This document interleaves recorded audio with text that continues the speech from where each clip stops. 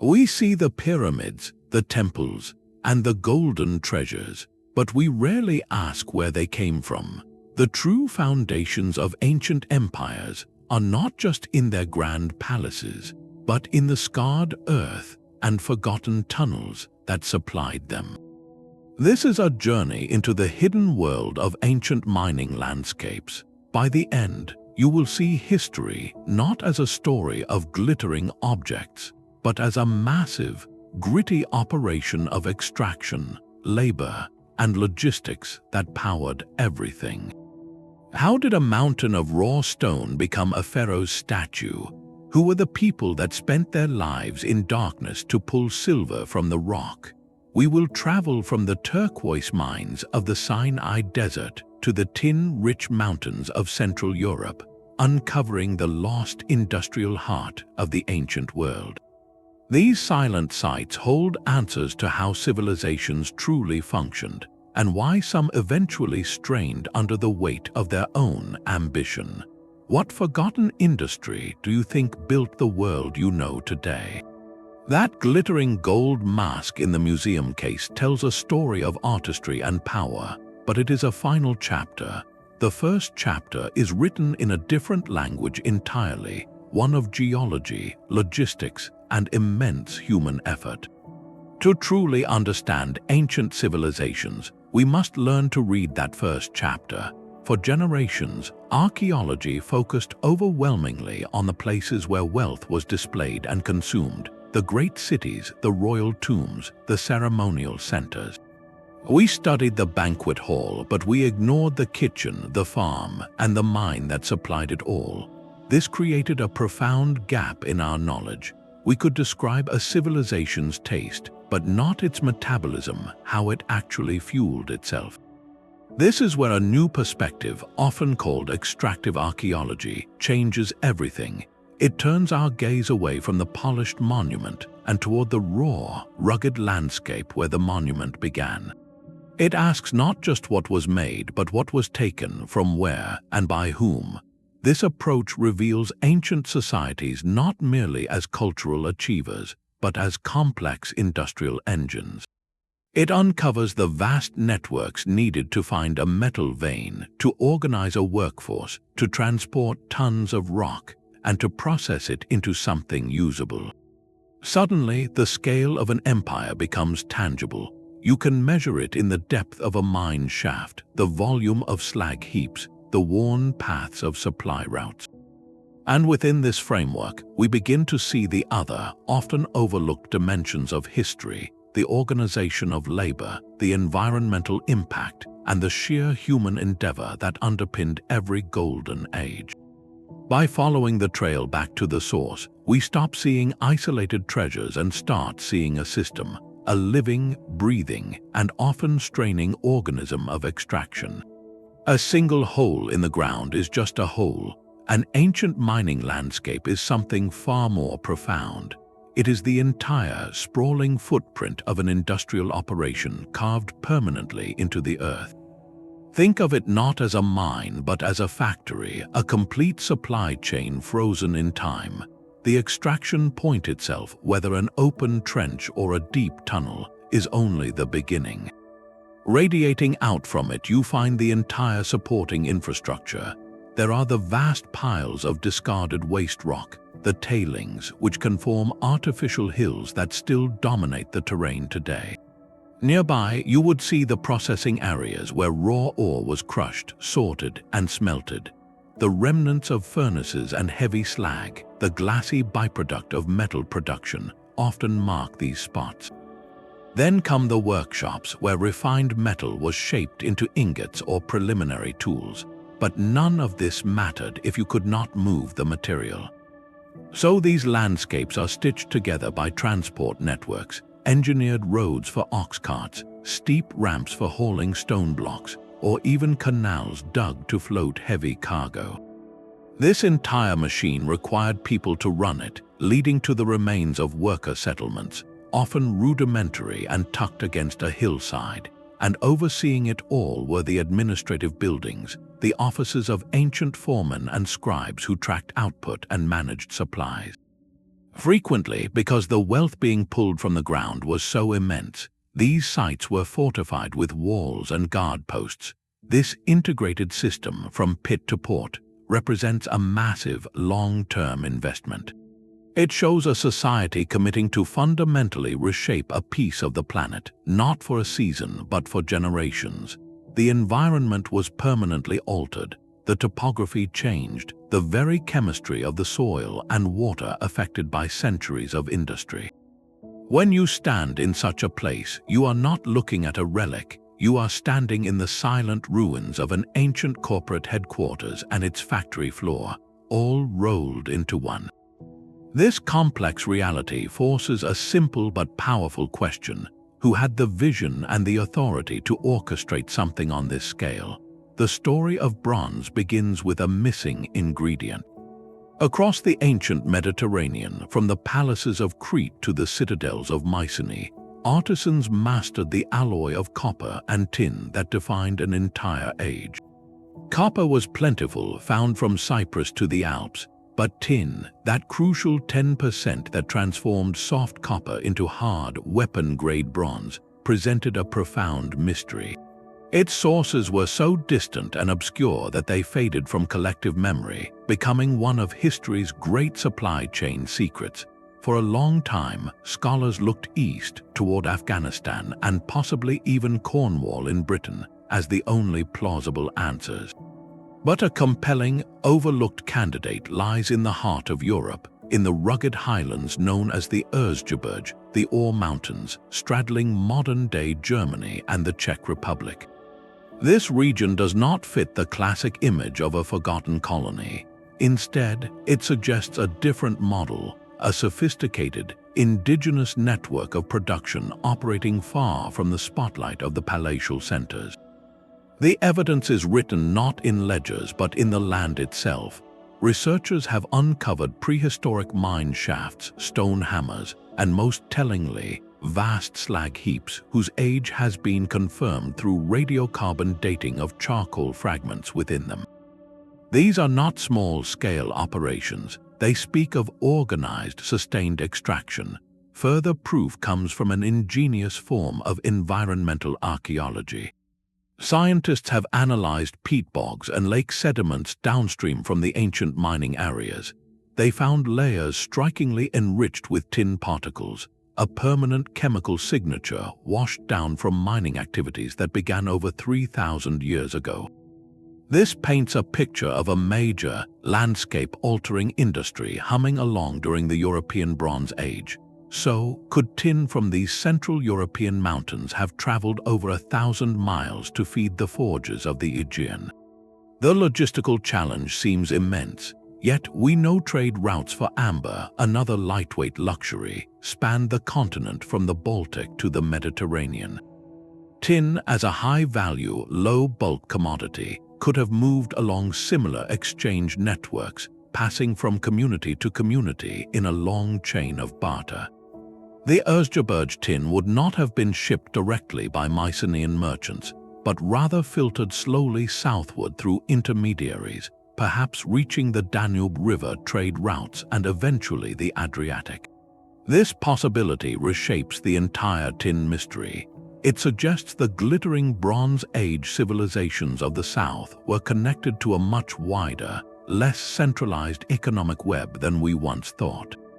Their military and artistic might depended not on a single imperial mine, but on a fragile, continent-spanning cascade of transactions, linking Alpine copper miners, Central European tin producers, and countless traders in between.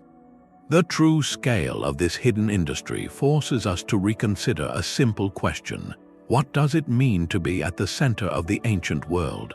To pull metal from the heart of a mountain, ancient miners first had to convince the stone to break. Their most powerful tool was not a pickaxe but a controlled, devastating use of thermal shock, a technique known as fire setting.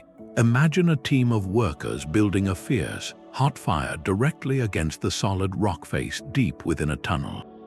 They would feed this blaze for hours, sometimes using bellows to intensify the heat until the stone glowed. The goal was to expand the rock's surface layer, creating microscopic cracks and weaknesses. Then, at just the right moment, they would douse the superheated stone with cold water, often vinegar or urine, because their acidity helped dissolve minerals. The sudden, violent contraction would cause the rock to shatter and spall off in large, manageable slabs. It was a brutal, smoky, and dangerous process that required precise timing and an intimate understanding of the local geology. The miners then moved in with stone mauls and bronze or iron picks to pry the fractured pieces loose, before repeating the cycle all over again, inching deeper into the earth with each smoky blast of heat and steam. The legacy of this technique is written permanently on the landscape. In mines across Europe and the Near East, archaeologists can still identify ancient fire-setting tunnels by their distinctive, soot-blackened walls and ceilings, a permanent stain left by centuries of smoke. The tunnels themselves are often irregular and rounded, following the path of least resistance as the rock peeled away in sheets. Outside, the mountains are littered with vast piles of fire-cracked waste rock, a byproduct of this inefficient but necessary method.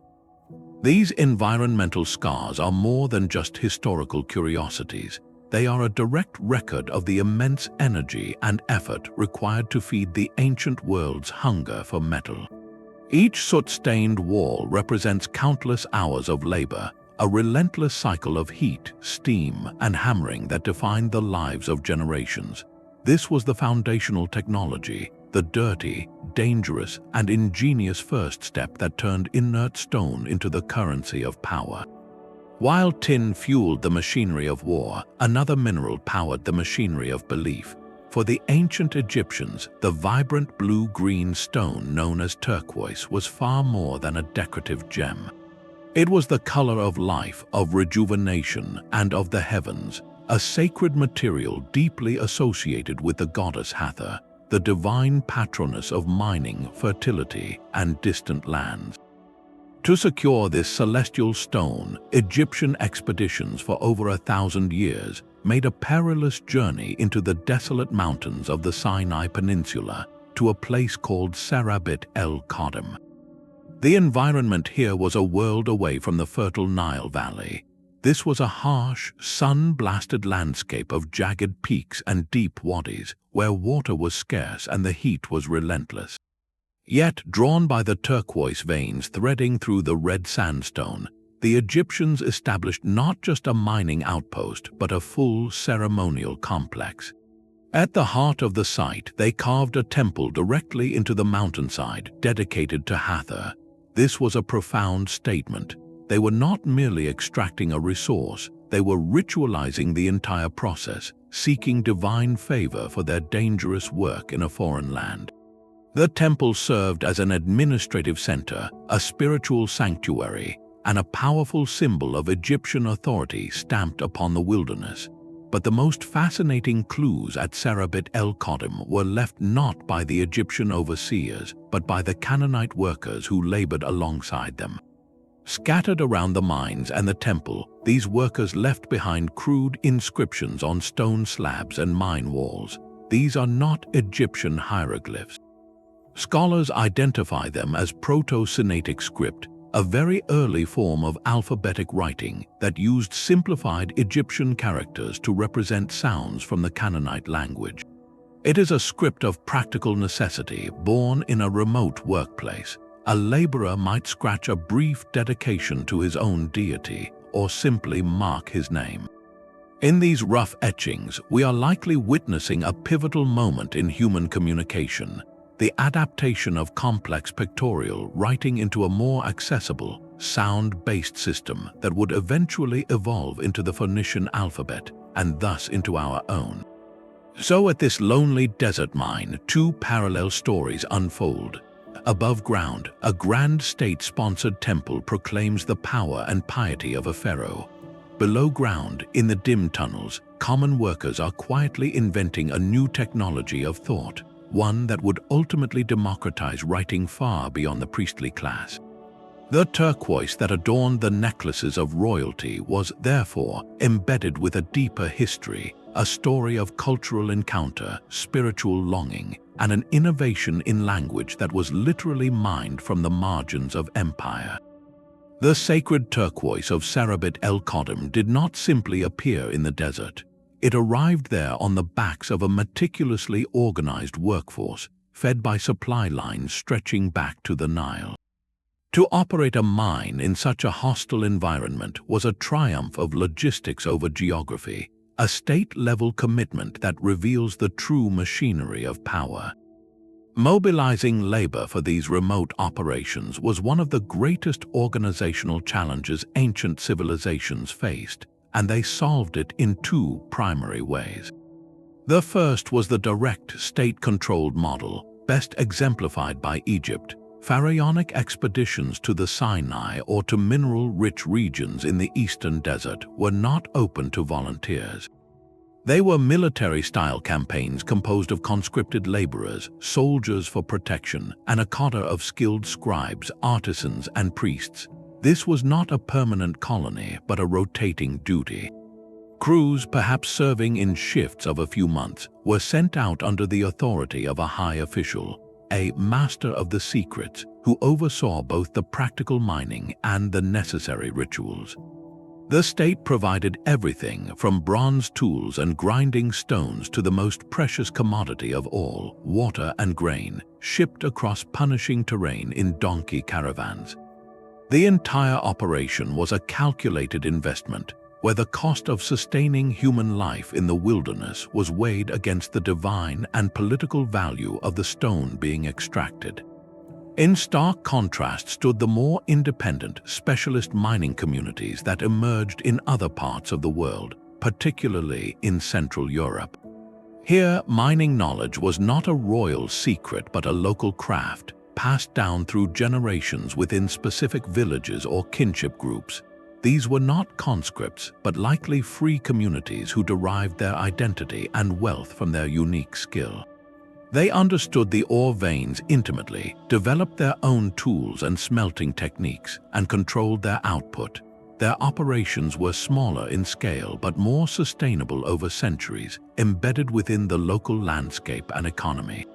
They traded their metal ingots with neighboring communities, integrating into regional exchange networks rather than being governed by a distant palace's decree. This model suggests a decentralized source of power, where control over a critical resource could elevate a community's status without the need for imperial oversight. Regardless of the model, the fundamental challenge remained the same: provisioning. Feeding hundreds of workers at a remote mountain site or deep in a desert was a logistical feat that often rivaled the mining work itself.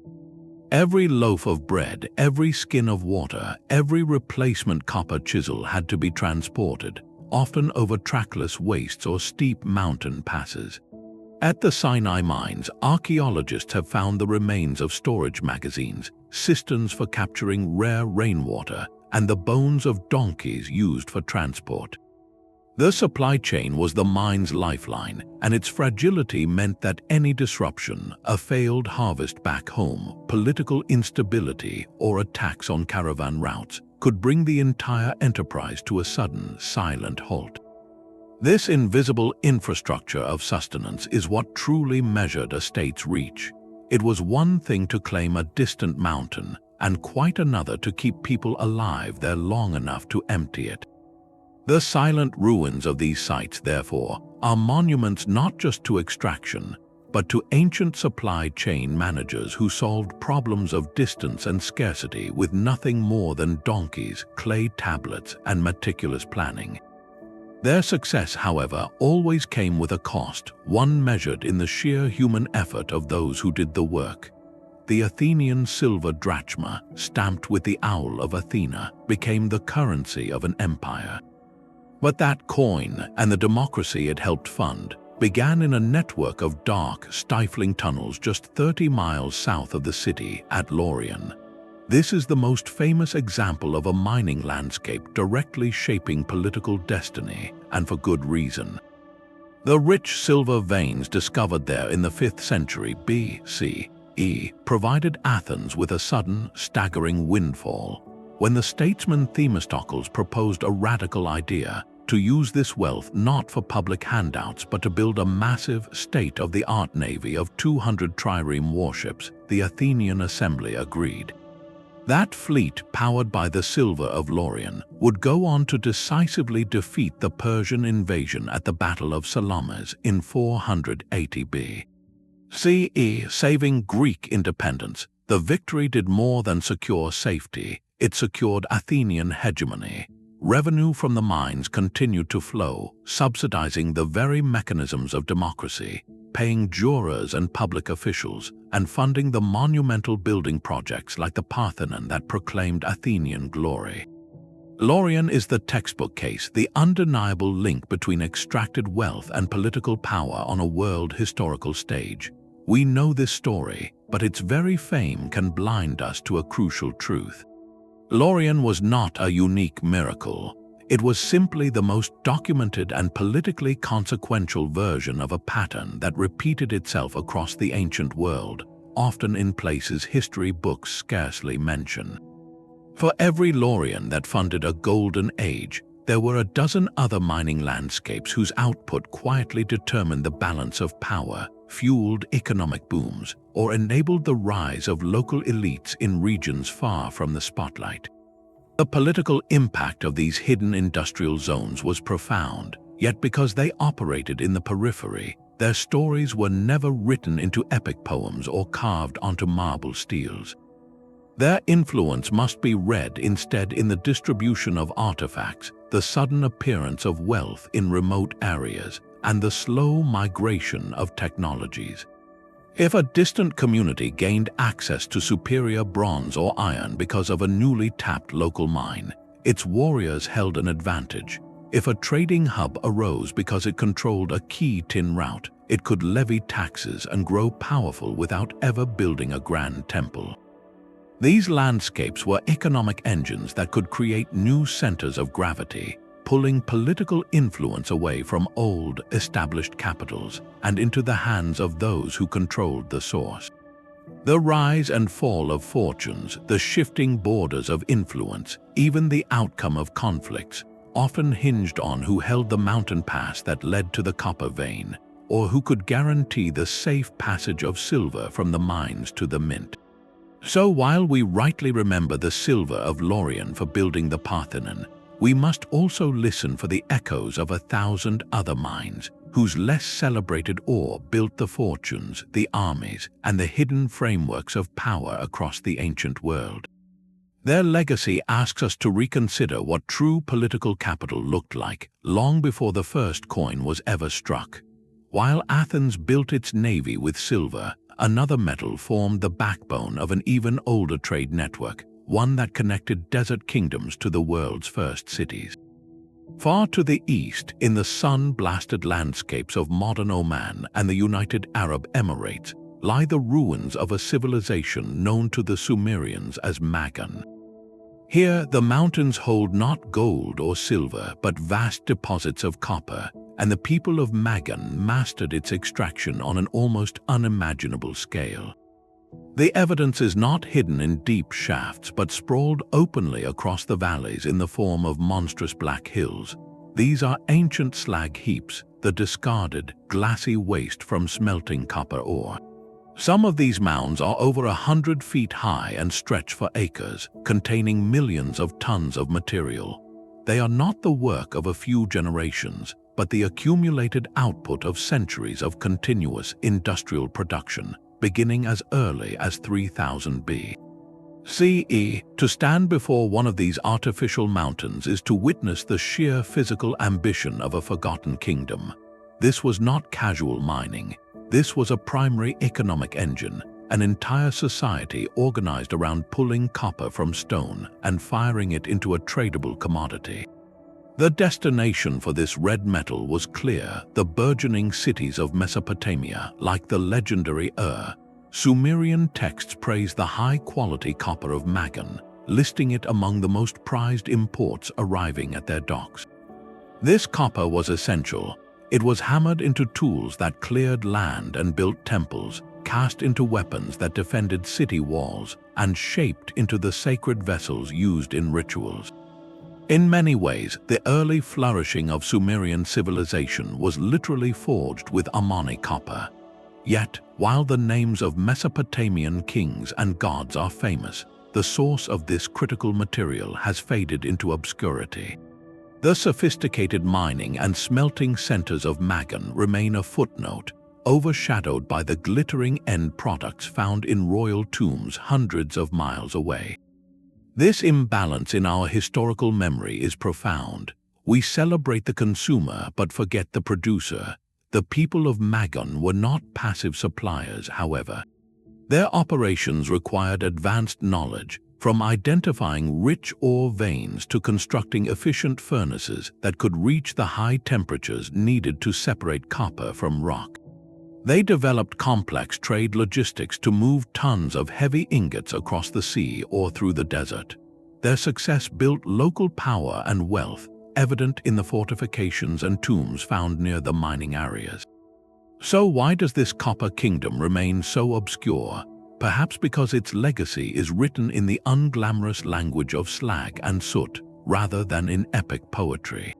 Its monuments are not ziggurats but mountains of industrial waste, a testament to the gritty, essential labor that powered the dawn of urban life.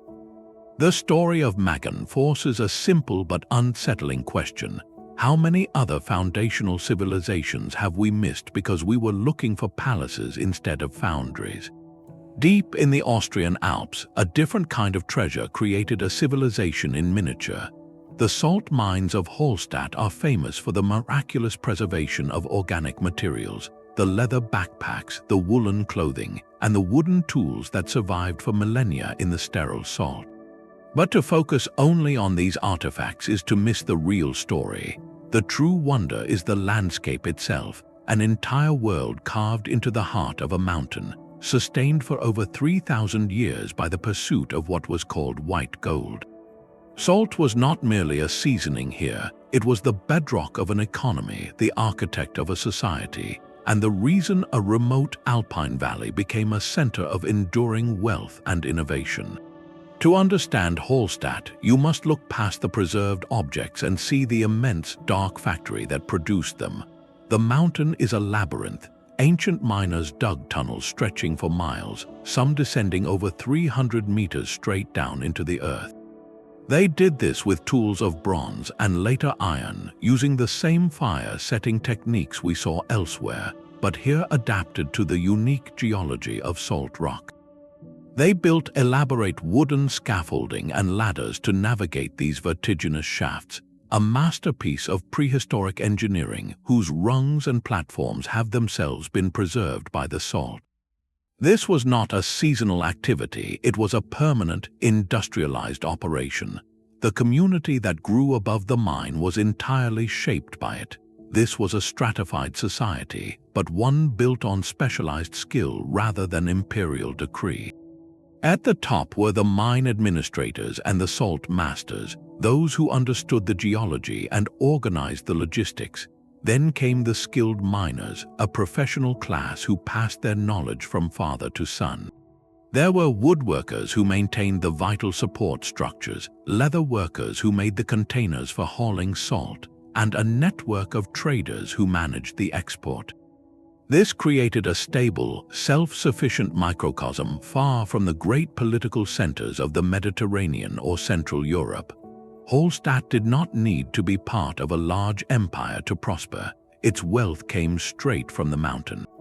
The salt was cut into standardized bricks, packed onto mules, and traded along established routes into what is now Italy, the Balkans, and beyond. In exchange, the community received luxuries like wine, fine pottery, and jewelry, items found in the local grave sites, proving their connected prosperity.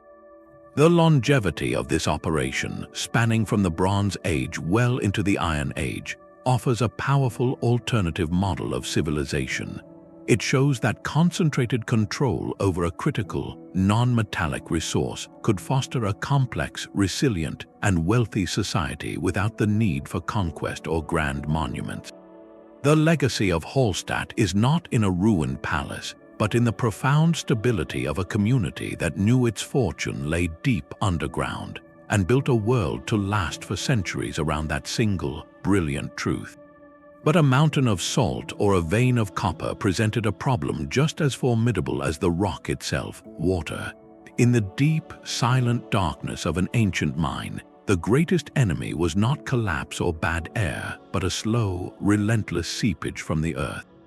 Every tunnel dug below the water table would eventually begin to fill, a creeping flood that could halt work for months or drown an entire investment. Managing this constant threat required some of the most ingenious and overlooked engineering in the ancient world. It was a battle fought on two fronts: the desperate need to remove water from the working areas and the simultaneous need to harness it for the essential process of ore separation. At the Timna Valley copper mines in southern Israel, a desert landscape that receives barely any rainfall, this paradox becomes stunningly clear.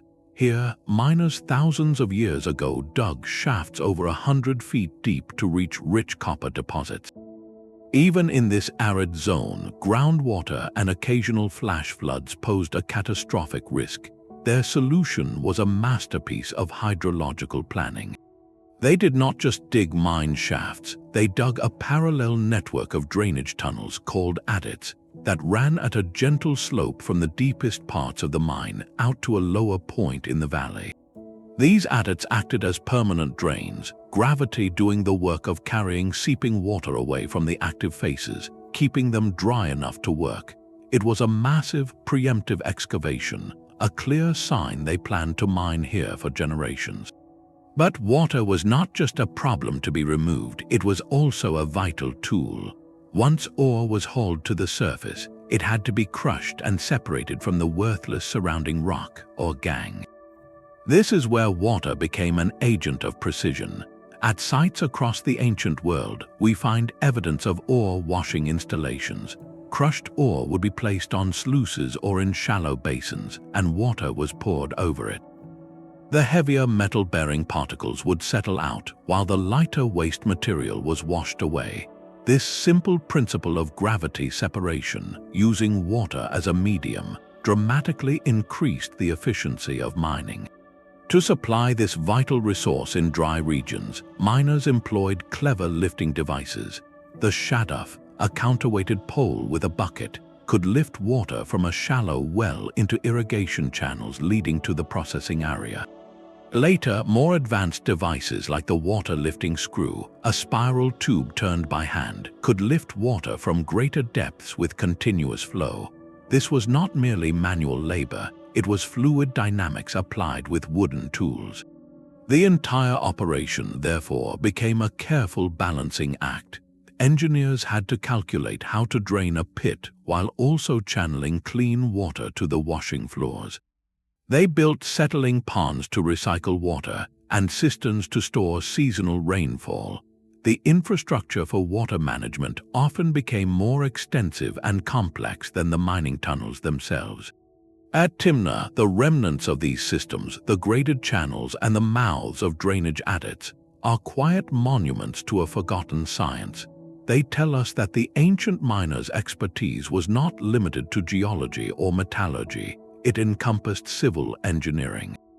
They were not just digging, they were actively sculpting the hydrological landscape, fighting against water in one place while courting it in another, all to keep the heart of their industrial machine beating. Before metal, there was glass, not the clear pane of a window, but a volcanic glass forged in the heart of the earth, sharper than any modern surgical steel when fractured correctly.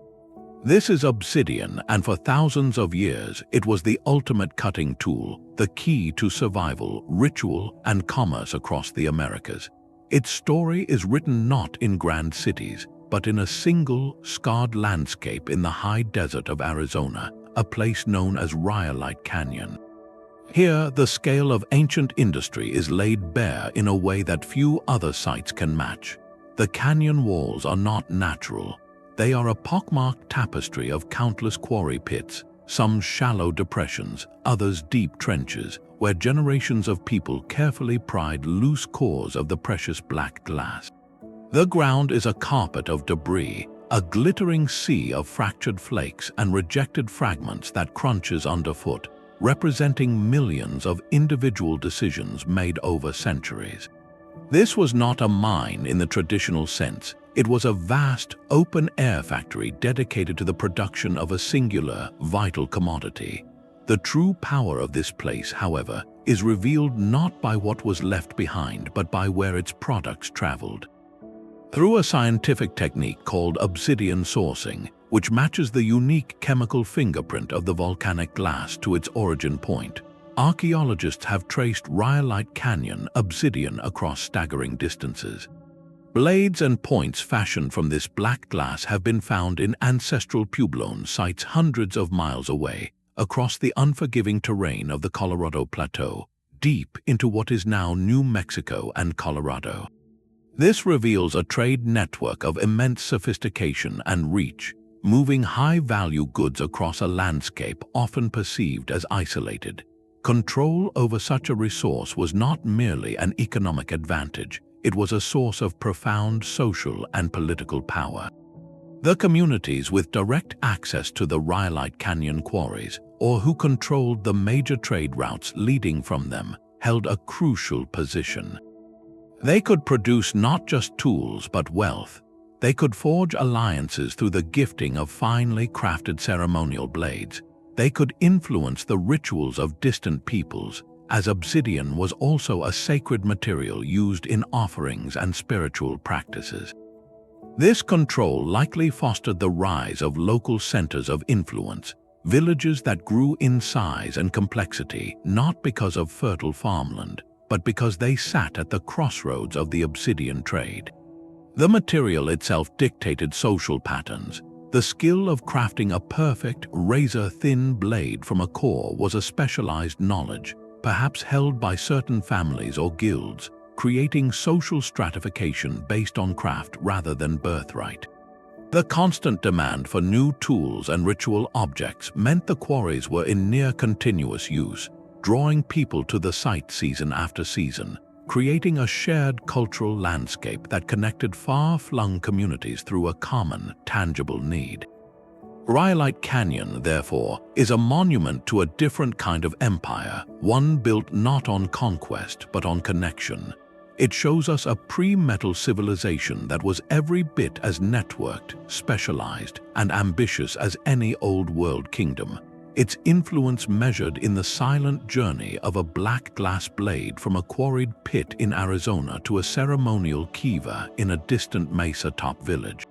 The glittering blade of obsidian and the heavy copper ingot represent one kind of ancient wealth, but another mineral, far more sinister in its beauty, fueled a different kind of economy, one of color, alchemy, and hidden suffering. This is the story of mercury and its primary ore, a brilliant red stone called cinnabar. For the ancient world, cinnabar was a source of vermilion, the most vibrant and prized red pigment, used to paint the walls of Pompeian villas and to adorn the statues of emperors. Later, its liquid metal form, mercury, became essential for extracting gold from ore, a process that powered empires. The demand for this toxic treasure created industrial landscapes of unparalleled danger, and few places embody this dark legacy more completely than Almadén in Spain.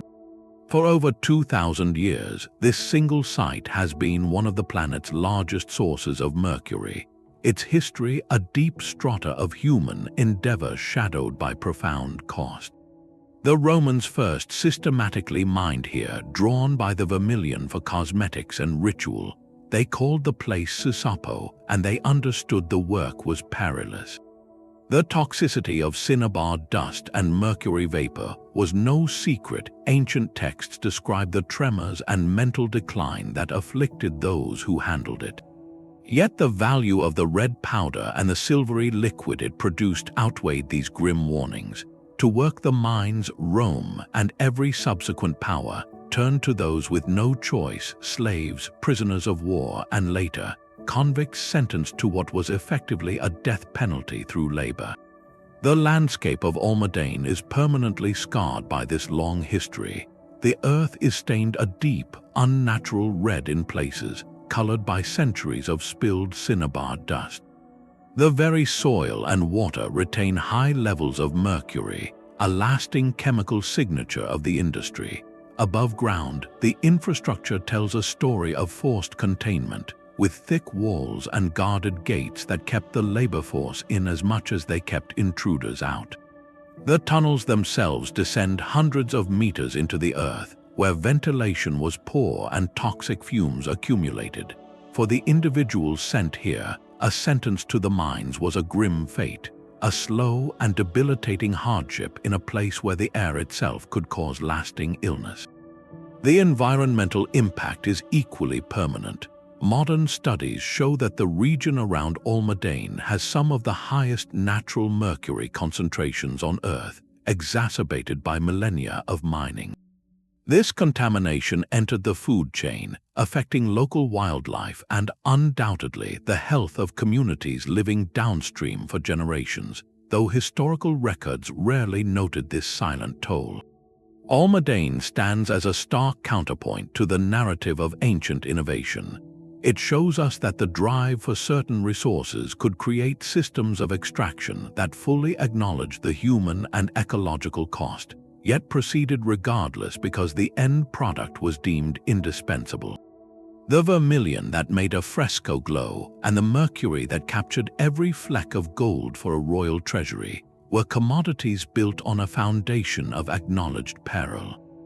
This site forces us to widen our view of ancient industry to include not just the logistical genius, but also the ethical shadows, asking what a civilization was willing to sacrifice in its darkest, most forgotten corners to produce the colors and metals that defined its light. The true weight of an empire is measured not in gold but in stone. While the pharaohs of Egypt's new kingdom are remembered for the towering monuments they left behind, the colossal statues and sprawling temple complexes, we rarely ask where the very fabric of these wonders originated. The answer lies 200 miles south of Luxor, at a place called Gebel el-Silsila, the chain of mountains. Here, the Nile narrows, squeezing between dramatic sandstone cliffs. This was not a mine for metal, but a quarry for empire, the primary source of sandstone for virtually every major construction project from the reign of Hatshepsut through the Ramesside period. This landscape is the forgotten workshop that built the iconic silhouettes of ancient Egypt. The scale of extraction at Gebel el-Silsila is almost incomprehensible when you stand before it. The cliff faces are not natural formations but the result of systematic, colossal cutting. You can see the precise, vertical marks left by bronze chisels, the long, horizontal trenches dug to isolate massive blocks, some weighing over 50 tons. Entire sections of the mountain were carved away, leaving behind vast, flat-walled amphitheaters of missing stone. To visualize the output, think of every sandstone column in the Temple of Karnak, every statue in the Ramesseum, every inch of the hypostyle hall. The sheer volume of material removed from these quarries represents one of the largest construction material projects in the ancient world, a continuous, multi-generational enterprise that literally reshaped the geology of the site. But Gebel el-Silsila offers something even more precious than stone. It offers voices. Unlike the anonymous laborers of many mining sites, the workers here left a stunning record of their presence. The quarry walls are covered in thousands of inscriptions and rock-cut shrines. These are not official royal proclamations, but personal dedications, prayers, and simple signatures left by the foremen, scribes, and skilled stonecutters.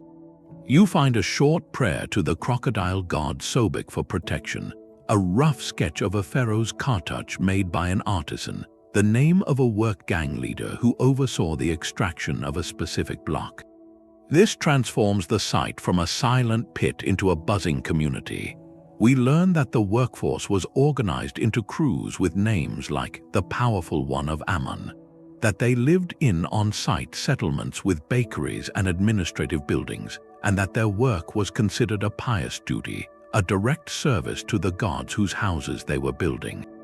This human dimension creates a poignant contrast. The monuments built from this stone, like the Grand Temple of Karnak, achieved immortal fame.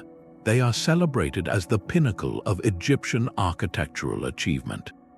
Yet the source of their existence, the dusty, sun-blasted quarry with its endless hammering and logistical chaos, faded into obscurity. We remember the final, polished product, but not the rugged, industrial birthplace. The sandstone colossus of a pharaoh, sitting serenely for millennia, began its life as a rough-hewn block pried from the cliff at Gebel el-Silsila, dragged by teams of workers onto a specially built boat during the Nile's flood, and transported on a slow, perilous journey north.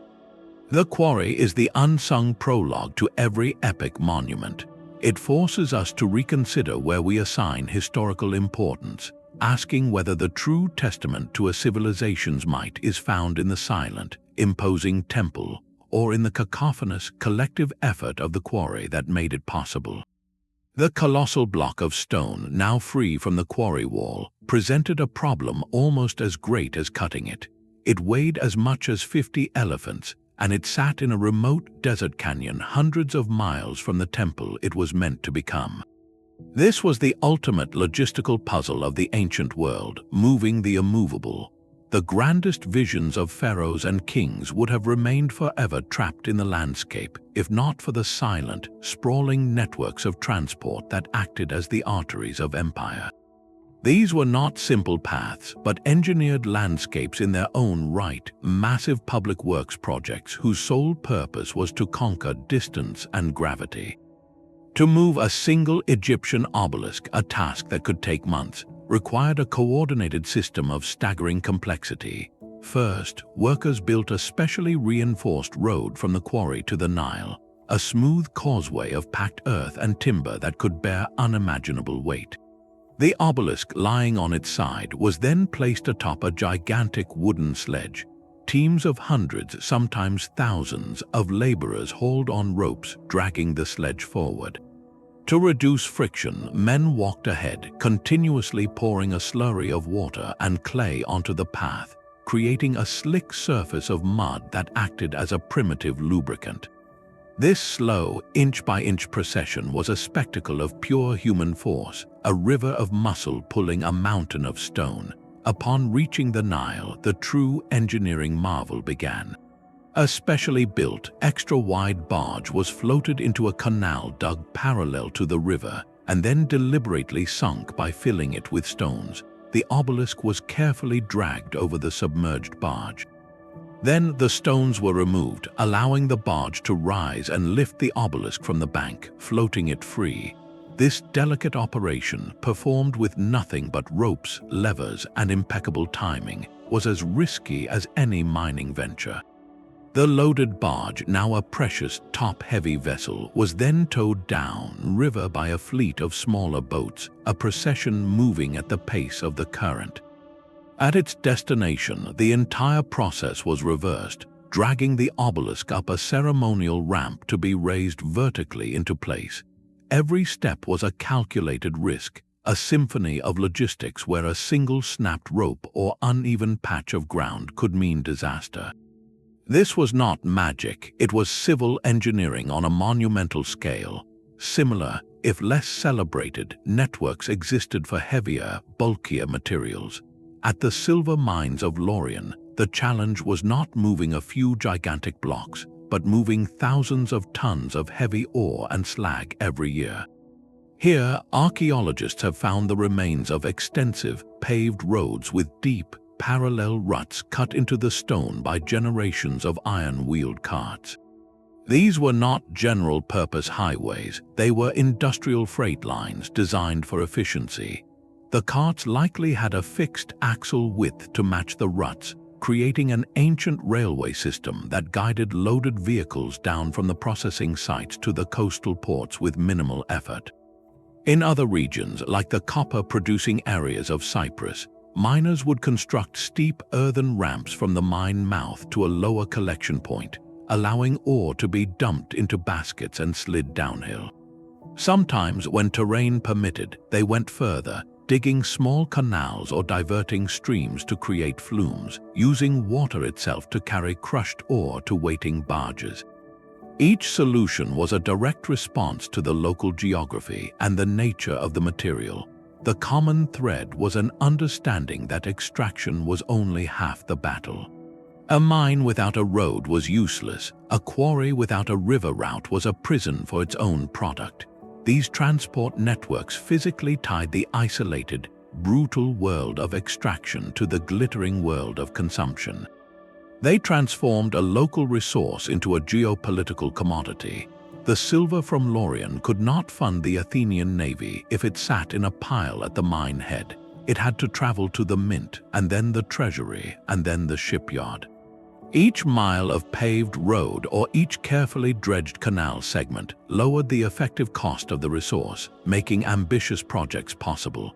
So when we look at an ancient monument, we should see two landscapes, the one from which it was born, and the invisible, now vanished pathway that carried it home. That pathway was the true lifeline of civilization, a testament to the ancient understanding that wealth meant nothing unless you could move it. The quarried stone and the hauled ore were shaped by a society in miniature. Within the high walls of a mining camp, a complete social world existed, as structured and complex as any in the capital city it supplied. This was not a random collection of laborers, but a finely tuned industrial organism with its own rigid hierarchy, from the educated elite to the muscle that moved the earth. At the top stood the administrators, often scribes and priests sent from the royal court. Their power was absolute, derived from their literacy and their direct connection to distant authority. They lived in the best housing, often stone buildings near the administrative complex, and their diet, revealed by animal bones and plant remains, included luxury imports like wine, fine cuts of meat, and spices. Their role was to manage the divine and the practical, ensuring rituals were performed for protection, and that every basket of ore was accounted for on clay tablets.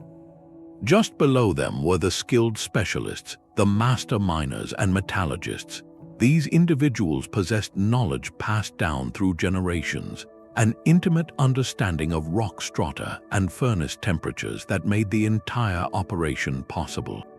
They enjoyed a higher status than common laborers, evidenced at sites like Timna by better quality tools found in their living areas and more substantial family dwellings. Then came the vast majority, the unskilled laborers and support personnel. These were the haulers, the water carriers, the men who tended the fires and moved the waste rock. Their settlements were clusters of simple mud brick huts or even caves adapted for shelter. Analysis of their trash pits tells a story of a monotonous, hard-scrabbled diet, dominated by coarse grains, legumes, and whatever local game could be caught, with little evidence of the variety afforded to the overseers. This social stratification is most starkly visible in death. At the Turquoise mines of Serabit el-Khadim, the Egyptian officials were sometimes buried in small, dedicated tombs near the temple, with grave goods that reflected their status. The Canaanite workers, by contrast, were interred in simpler, collective rock cairns on the periphery, with far fewer personal items. This divide in resting places offers a silent, powerful testimony to the different values assigned to human life within the same industrial machine. Yet, in their isolation, these camps could also foster a unique, blended culture. Far from the rigid traditions of the homeland, practical necessities and shared hardship created new social bonds and even new identities. Workers from different regions speaking different languages had to find ways to communicate, leading to the development of simplified trade languages and the hybrid scripts we saw in the Sinai. Shared festivals honoring local mountain deities or protective spirits would arise, distinct from the official state religion imposed by the administrators. Over generations, a mining community could develop its own slang, its own stories, and its own sense of pride in a shared, difficult craft. They were not just extracting a resource, they were building a society from the ground up, one defined equally by the strict hierarchy from above and the resilient culture that grew from within. The mountain of slag and the deforested hillside were not just byproducts, they were a permanent signature. Ancient mining did not merely extract resources, it fundamentally rewrote local ecologies, changes so profound we can still read them today in the very soil and pollen records. To fuel a single smelting operation required staggering amounts of charcoal. Producing that charcoal meant clearing entire forests, often using slow-growing hardwoods that would not return for centuries. This deforestation triggered a cascade of effects: soil erosion, the loss of habitat, and the alteration of local microclimates. The land around a major mining center was often stripped bare, a barren industrial zone created long before the modern era. Then there was the water. The processing of ore, particularly the washing and sluicing stages, released fine particles of crushed rock and heavy metals into nearby streams. These sediments could choke riverbeds, smother aquatic life, and render water sources unusable for communities downstream. At sites like the vast copper workings of Cyprus, scientists have found layers in lake sediments distinctly enriched with copper and lead particles, dating directly to periods of intense ancient mining activity. The earth itself was hollowed out, leaving behind vast cavities and unstable landscapes prone to subsidence. These were not temporary scars, they were permanent geological alterations, a human hand reshaping the planet's crust on a scale we rarely attribute to pre-industrial societies. How did the people who caused this transformation view it? Their perception likely existed in a complex space between pragmatism and spirituality. For a state like Egypt or Rome, the ability to commandeer a landscape, to fell its trees and tunnel into its bones, was likely a point of pride, a demonstration of human dominion and technological mastery over a chaotic natural world. The monument built from the quarried stone was the ultimate symbol of this triumph. Yet, within the mining communities themselves, a more nuanced and perhaps anxious relationship with the earth is evident. The act of breaking open the ground was often seen as a violent intrusion, a trespass into the sacred realm of chthonic deities or ancestral spirits. This belief is powerfully illustrated by the countless ritual offerings archaeologists have discovered within mines and quarries across the globe. At the flint mines of Grimes Graves in England, Neolithic miners left behind carefully placed antler picks and chalk sculptures as votive gifts, perhaps to thank or appease the spirits of the earth for the precious stone they took. In the Austrian salt mines of Hallstatt, miners placed finely crafted tools and personal ornaments in abandoned tunnels, possibly as offerings for protection in the perilous darkness. Even the Romans, for all their engineering bravado, would sometimes deposit small altars or inscriptions to gods like Pluto or Dispater, rulers of the underworld, at the entrances to their mines. These were not casual gestures. They represent a deep-seated cultural recognition that this extraction came at a cost, that taking the wealth of the earth required a reciprocal act of respect or atonement. The transformation of the landscape was therefore seen through a dual lens, as both a celebrated feat of human industry and a spiritually charged act that demanded ritual mediation. This ancient awareness stands in quiet contrast to our modern assumptions, suggesting they understood their footprint on the world in a way that was both practical and profoundly sacred. Deep in the arid mountains of Egypt's eastern desert, far from the life-giving Nile, lies a landscape dedicated to a single, intoxicating color. These are the legendary emerald mines of Sikate, a sprawling network of quarries and fortified settlements that supplied the ancient world with its most coveted green gemstones. For centuries, these mines were shrouded in mystery and romance, often linked to one of history's most famous rulers, Cleopatra VII. Ancient writers noted her profound fondness for emeralds, claiming she adorned herself and even gifted entire carved emerald portraits to foreign dignitaries. While we cannot trace every gem to her personal collection, the association is powerful. It connects the remote, gritty reality of extraction to the dazzling political theater of a queen who understood the language of precious stones. The mines of Sikate flourished under the Ptolemaic dynasty that Cleopatra ruled, and their operation expanded under Roman control, becoming a state-managed enterprise of immense value. Reaching this site today feels like a journey to the edge of the world. The settlements are perched on rugged hillsides, surrounded by formidable defensive walls. These were not temporary camps but permanent, heavily guarded communities. Life here was defined by isolation and scarcity, every drop of water and every grain of wheat hauled across miles of barren desert. The technological challenge was immense. Unlike alluvial gold or soft turquoise, emeralds are found embedded within a host rock of extremely hard schist. Miners could not use fire setting here, as the sudden temperature change would shatter the delicate crystals. Instead, they painstakingly followed the narrow veins of green using bronze and then iron tools, chiseling away the surrounding stone block by block in open trenches and shallow pits. It was a slow, meticulous process of revelation, where months of labor might yield only a handful of rough, uncut stones. The entire industry was a high-stakes gamble against a relentless environment. Then, sometime between the 6th and 7th centuries, the mines fell silent. The reasons are not entirely clear. Perhaps the veins were exhausted, or political upheaval severed the supply lines and security needed to operate in such a hostile place. Their abandonment, however, became archaeology's gain. The extreme dryness and the site's remoteness preserved Sikate in a state of suspended animation. Archaeologists find not just the quarries but the complete skeleton of a specialized society. There are the barracks-like dwellings of the workers, the more substantial houses of overseers, administrative offices, storage magazines, and even small temples where miners prayed for protection and luck.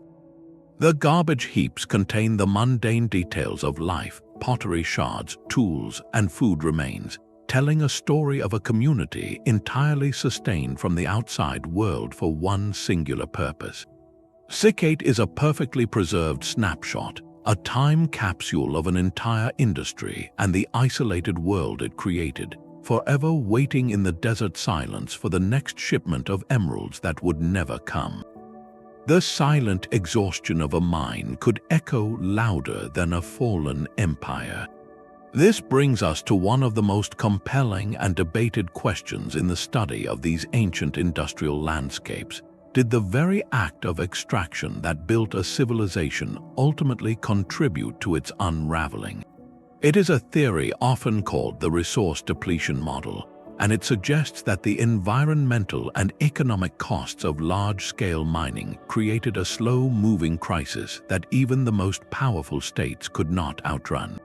At its core is a simple, powerful idea. A civilization's growth is tied to its resource base, and if that base is depleted faster than it can be replenished or substituted, the entire system begins to falter. The most visible symptom was often deforestation. To sustain the smelting operations for silver, copper, or iron, ancient industries consumed forests at an astonishing rate. This was not just about losing trees for charcoal. It triggered soil erosion, reduced agricultural yields in surrounding regions, and could even alter local rainfall patterns. A society might find itself in a vicious cycle, needing more metal to fund its armies and administrations, but in obtaining it, undermining the very farmland that fed its people and the stable climate that allowed for predictable harvests. Beyond the environmental strain, there was the geological reality of depletion itself. The most accessible, high-grade ore veins were always mined first. Over centuries, operations had to go deeper, follow thinner seams, or process lower-quality rock, all of which increased the cost and labor required for the same amount of metal. The profit margins that once funded grand projects would gradually shrink, straining state treasuries. Nowhere is this theory examined more closely than in the story of the Roman Empire and its lifeblood, Spanish silver. For centuries, mines like those at Rio Tinto in southwestern Spain were the industrial engine of Rome, producing a flood of silver for coinage and lead for plumbing and projectiles. The scale was monstrous, with slag heaps still standing today containing millions of tons of processed waste. Roman mining here was a feat of hydraulic engineering, using sequences of aqueducts and water wheels to expose and wash entire mountainsides, a technique called hushing that devoured landscapes. By the 3rd and 4th centuries CE, however, evidence suggests output from these Spanish mines began a significant decline. The rich surface deposits were exhausted, and tunneling deeper presented immense technical and safety challenges. At the same time, the empire was facing mounting external pressures, military threats on multiple frontiers, political instability, and rampant inflation. The declining silver yield struck at the heart of the Roman fiscal system. With less new precious metal entering the treasury, emperors resorted to debasing the coinage, mixing less and less silver into each denarius. This eroded public trust in the currency, fueling price spikes and economic uncertainty. So was the depletion of the Spanish silver mines a primary cause of Rome's fall. Most historians argue it was a critical aggravating factor within a complex web of challenges, rather than a single trigger. The empire's vast size and interconnected economy made it vulnerable to bottlenecks in key resource streams. The fiscal crisis weakened its ability to pay and supply the legions that defended its borders, creating a feedback loop of contraction. The story of Rio Tinto, therefore, is a powerful case study in the limits of extraction-based growth. It suggests that civilizations, much like mining operations themselves, can eventually hit a bedrock of diminishing returns. The landscape they so aggressively reshape to serve their rise may, in time, present them with an invoice for that transformation, one payable in exhausted veins, eroded hillsides, and an economy that can no longer mine its way out of trouble. The invoice from the past is still being delivered, but now we have the tools to read it before it vanishes. Today, the rediscovery of these ancient industrial landscapes is happening at a breathtaking pace, not with picks and shovels, but with satellites and lasers.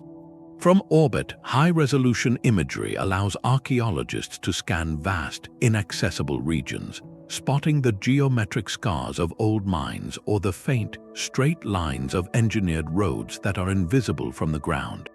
An even more revolutionary tool is LiDAR, which stands for light detection and ranging. Mounted on aircraft, it fires millions of laser pulses at the terrain below, penetrating dense forest canopies to create a precise, three-dimensional map of the ground surface. This technology has revealed entire hidden landscapes, like the sprawling network of pre-Columbian gold mines in the rainforests of Central America, where the canopy had concealed countless excavation pits and water management systems for centuries. These digital eyes are rewriting the map of ancient industry, showing us that what we thought was wilderness was often a carefully managed and heavily exploited industrial park. Each new discovery adds another piece to the puzzle of how civilizations truly operated, revealing the shocking scale of their environmental footprint long before the modern era. Yet, just as we learn to see these fingerprints of the past, they are being erased. The same modern world that gives us satellite imagery also poses existential threats to these fragile records. The most direct danger is looting. The global market for antiquities drives individuals to raid known and newly discovered sites, digging haphazardly for saleable artifacts. This destroys the context, the careful layering of soil and associated materials that tells archaeologists not just what was found, but when, how, and by whom it was used. A looted tunnel is a shredded historical document. A more systemic threat comes from modern industrial mining itself, as demand for minerals like copper, lithium, and rare earth elements soars. new large-scale operations often target the very same geological formations that attracted ancient miners. A modern open-pit mine can literally swallow an ancient landscape whole, obliterating thousands of years of industrial archaeology in a matter of months. The ancient slag heaps of Magan or the fire-blackened tunnels of Central Europe are seen not as priceless archives, but as obstacles to be cleared or low-grade ore to be reprocessed. Furthermore, urban expansion, road construction, and agricultural development steadily pave over these subtle surface features before anyone even knows they are there. This creates a desperate race against time. Archaeologists are now using the very tools of discovery, like satellite monitoring, to document sites under immediate threat, creating a digital record before they disappear. There is a profound irony here. We are finally beginning to understand the full, complex story of how ancient societies fueled themselves, the ingenious engineering, the social structures, and the environmental costs, just as the primary evidence for that story is vanishing under the wheels of our own, vastly more powerful extractive machine. These landscapes are a non-renewable cultural resource. Once a 2,000-year-old mining camp is leveled for a new highway or consumed by a contemporary mine, that chapter of human ingenuity is closed forever. The loss is not merely academic. These sites hold lessons about sustainable resource use, about the long-term consequences of environmental change, and about the resilience of communities built around a single purpose. They remind us that our current industrial age is not the first, and that the marks we leave on the earth may one day be the only story we leave behind. Every discovery at these ancient industrial sites seems to generate two new mysteries. For all the ground we have covered, from the fire-blackened tunnels of Europe to the emerald wastes of Sikate, fundamental questions linger in the dust, reminding us how much of this hidden history remains a puzzle. Take the most basic question of all: where did it all come from? We can identify major sources like the Erzgebirge for tin or Magan for copper, but pinning down the exact origin of the ore in a specific bronze sword found in a Mycenaean tomb is incredibly difficult. Ancient metals were recycled, traded, and alloyed, their chemical signatures blending. We know the trade routes existed, but mapping the precise, shifting pathways of a commodity like tin over centuries is like trying to trace a single raindrop back to a cloud. The true scale of production is another enigma. We can measure a slag heap, but how much metal did it actually yield? How many tons of silver flowed from Laurion over its lifetime? Our estimates are educated guesses, and the real numbers might be far larger, suggesting ancient economies of a magnitude we have yet to fully comprehend. Then there are the people, the silent heart of every operation. We see their tools, their humble dwellings, and sometimes their final resting places. But who were they, really, beyond the broad categories of conscript, slave, or specialist? Their individual stories are lost. What were their names? Where were they born? Did a miner at Timna come from a local tribe, or was he brought from a distant conquest? The archaeological record gives us demographics and diets, but not the personal hopes, the songs sung in the tunnels, or the private griefs carried under the desert sun. Their origins and daily realities form one of the deepest silences. Perhaps the most tantalizing unknown is the true extent of the web. We find Baltic amber in Mycenae and Omani copper in Mesopotamia, proving long-distance connections. But these are the spectacular, surviving links. What about the countless mundane exchanges that left no trace? The local trader who moved salt from one valley to the next, the seasonal fair where flint from one region was swapped for pottery from another. These micro-routes formed the capillary system of the ancient economy, and they are almost entirely invisible to us. Each answered question, like sourcing the obsidian at Rhyolite Canyon, immediately opens a new line of inquiry. Who controlled that trade node? How did knowledge of the quarry's location spread? What was given in return for the blades? The deeper we look, the more these landscapes reveal an ancient world that was not a collection of isolated civilizations, but a single, pulsating, and staggeringly interconnected organism. The true map of antiquity may be one we are only beginning to redraw, a chart not of political borders, but of countless invisible lines drawn by the movement of stone, metal, and the people who wrestled them from the earth. Separated by deserts, mountains, and seas, these ancient industrial zones were never truly alone. While we study them as individual sites, a far grander pattern emerges when we step back. The copper mountains of Magan, the tin-rich highlands of the Erzgebirge, and the turquoise cliffs of the Sinai were not isolated curiosities. They were critical, humming nodes in a vast, pre-modern global economy, connected by invisible threads of demand, trade, and shared human ingenuity. The evidence lies not in a single ledger, but in the startling commonalities of their footprints. Whether in the Arabian desert or the forests of Central Europe, ancient engineers arrived at nearly identical solutions to universal problems. They all used fire setting to fracture stubborn rock. They all built extensive networks of access roads and ramps. They all developed sophisticated water management for drainage and ore processing. They all organized their labor into hierarchical crews, from skilled foremen to haulers. These parallel innovations suggest a world where technical knowledge, while locally adapted, flowed along the same channels as the raw materials themselves. A clever lifting device invented in one mining district could, over generations, inspire a similar solution 1,000 miles away, carried not by conquering armies, but by traveling smiths and traders. This points to a deeper, more interconnected antiquity than our maps of isolated empires usually show. The flow of material tells the definitive story. Omani copper ingots traveled by ship up the Persian Gulf to feed the forges of Sumer.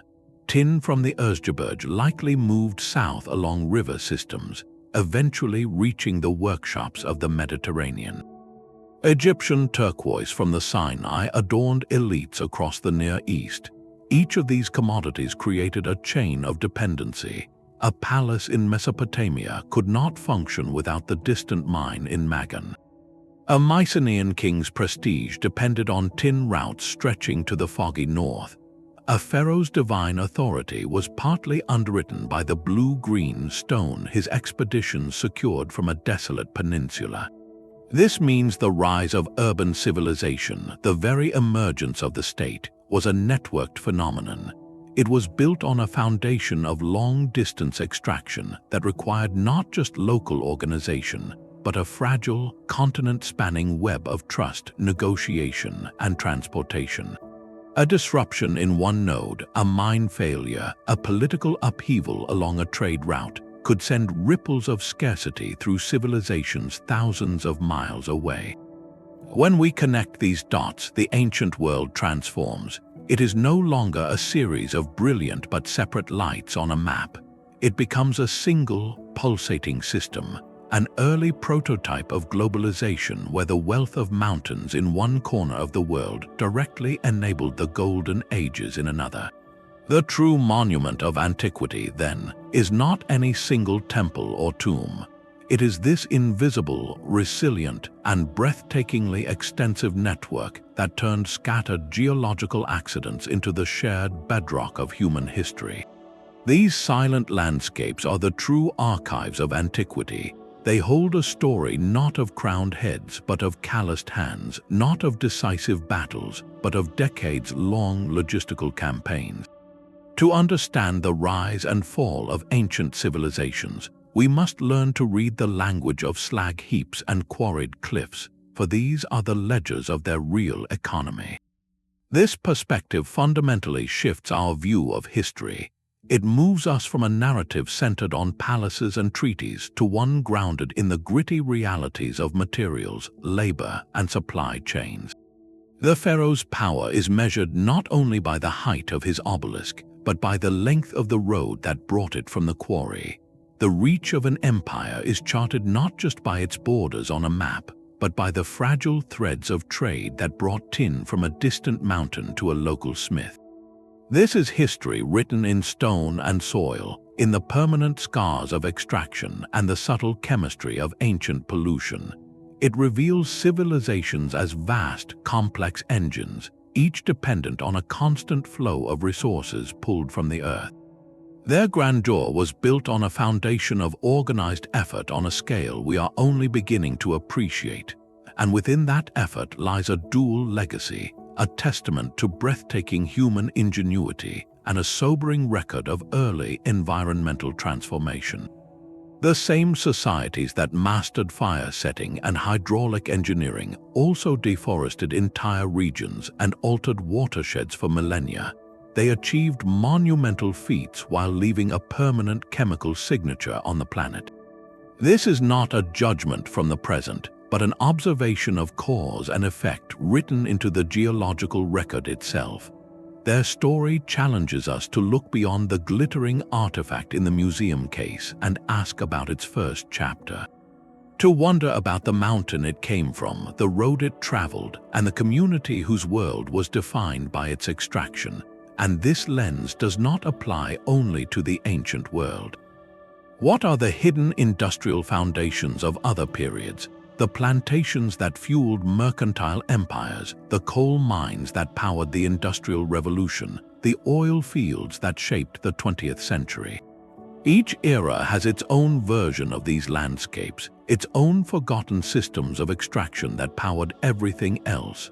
By learning to see them in the past, we gain a clearer eye for the silent, shaping forces of our own time.